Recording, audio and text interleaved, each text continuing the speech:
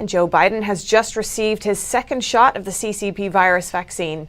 His vaccination comes after Congress certified the vote for him and ahead of next week's presidential inauguration. The chief nurse administered the shot into Biden's left arm. The Pfizer and BioNTech vaccine requires 2 doses, several weeks apart, to be supposedly about 95% effective. The FDA has given this vaccine, along with Moderna's, emergency use authorization.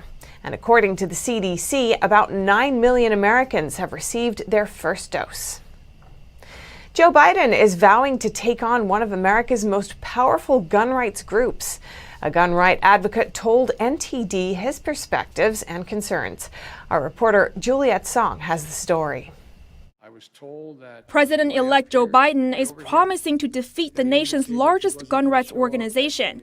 Responding to a tweet from a former politician who was shot in the head, Biden says he will work with survivors to, quote, defeat the National Rifle Association. The association, NRA, is one of the most powerful lobby groups in the United States.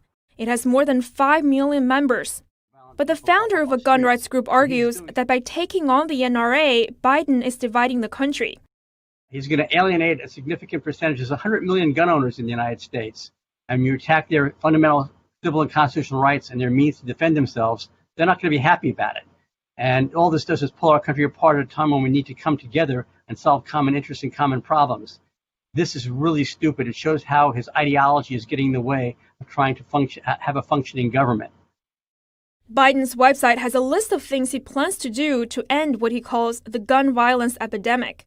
This includes holding gun manufacturers accountable and banning certain types of firearms.